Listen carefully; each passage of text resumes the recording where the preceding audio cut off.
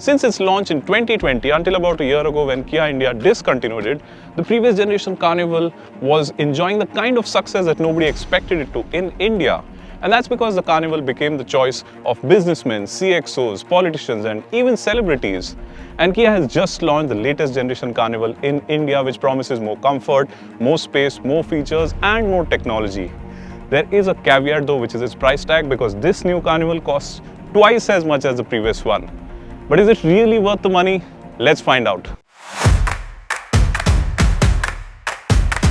It's easy to notice that this new Carnival looks a lot more modern than the Carnival that was on sale in India previously, and I like the front end here because it also looks very classy, I think, and that's thanks to the grille design, because the grille itself is a lot larger, the headlamps are sleek and they've got 4 vertically stacked projectors, and that's besides the DRLs, which are very slim and have been integrated into the front end very neatly. The first thing you'll notice from the sides is that this new Carnival looks a lot larger, and that's because it has grown in size. This new Carnival is 40 millimeters longer than the one that was sold in India previously. It's also 20 millimeters taller, and the wheelbase has gone up by 30 millimeters. Now, besides making the cabin more spacious, these larger dimensions have also helped in enhancing the new Carnival's road presence, and it definitely looks more imposing on the road now. The design of the rear end here is in line with that of the front end. The tail lamps are sleek and they're also connected from end to end, and in fact this is a typical Kia design trait of having connected tail lamps, because this is something that we've seen previously on the facelifted Seltos and the facelifted Sonet as well. But more importantly, the rear end of this new Carnival looks very clean. There's very few lines here, and Kia has also managed to hide the rear wiper under the roof spoiler very cleverly. So overall, there's more road presence and more grandeur to the new Carnival's design. What's also worth noting is that Kia is now selling the Carnival in India in the Limousine version only, which is the grander and more luxurious version of the MPV with captain seats in the second row. And that means the interiors are a lot plusher and more luxurious now. It's a whole new world inside the new generation Carnival here, because this cabin looks and feels a lot more premium than the Carnival that was on sale in India previously, and that's thanks to the design and the choice of materials, because there's an abundance of leather, soft touch plastics, brushed metal surfaces and piano black plastics as well. And that is besides the massive amounts of space here, like this really large armrest which can take in 4 to 5 half-liter water bottles. There's a lot of space between the front occupants here, and overall this is a really roomy and a very premium looking cabin. The dashboard looks as if it belongs to a German luxury car thanks to the rich brown leather and overall design, while the steering wheel is a new unit unlike any other Kia car in India. The dashboard also houses the two 12.3-inch displays, one for the touchscreen and the other for the instrument cluster display, and both have an excellent resolution in keeping with the Carnival's positioning. The center console is wide and spacious too, and also has a lot of space, besides housing an array of switches that complement the cabin's luxurious feel, as they are nice to the touch too. But keeping the chauffeur-driven lot of buyers in mind, there's an even stronger focus on enhancing the second row comfort this time. So as you can see, the space here is unmatched. These seats are new and they are definitely a lot more comfortable. Controls like before are electric, and you can recline and even adjust the support for lounging for as long as you like here. These seats are also focusing more on ergonomic comfort, and that makes them better suited for long intercity drives now. But given the new Carnival's price, I would have liked these blinds to be electric. The third row is a place you would not mind sitting in for short drives at least, as legroom and knee room are decent. That said, you're better off folding the third row seats down when not needed to make space for luggage, and the mechanism to fold them down is pretty cool, effortless and nifty too.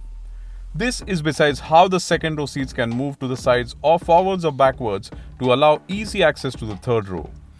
Clearly, a lot of thought has gone into the Carnival's ergonomics, which also helps in making ingress and egress very easy. The Carnival also gets some interesting bits and features inside the cabin, like this touch panel here that lets you switch between the infotainment and climate control system, and the drive selector, which is now a rotary knob with a very nice knurled finish. And in fact, this one even vibrates and offers a haptic feedback when you shift into reverse to let you know that reverse gear has been engaged in case you've done it accidentally, and this is quite thoughtful. And given its more premium positioning, this new Carnival is also high on convenience features. So the driver's seat gets 12-way electric adjust with a memory function and adjustable lumbar support. The front passenger seat gets 8-way electric adjust, and in fact, rear passenger can adjust it from here to make more space for himself. There's 3-zone air conditioning. There's heated and ventilated first and second row seats, a dual pane sunroof with individual openings, and a 12-speaker Bose audio system with a subwoofer. As is the case with all Kia cars, there's a very strong focus on safety in this new Carnival as well. So it comes equipped with 8 airbags, level 2 ADAS that uses 3 dedicated radars and 1 dedicated camera, and that's besides 360-degree view and hill start assist and a bunch of other features as well. Under the hood is a 2.2-litre 4-cylinder diesel engine, which on paper sounds similar to the engine that powered the Carnival previously, but this engine is as good as new because it now uses an aluminum block instead of a cast iron one, and this has helped in making the engine lighter, which in turn has helped in improving the power to weight ratio and has also helped in making this Carnival more fuel efficient.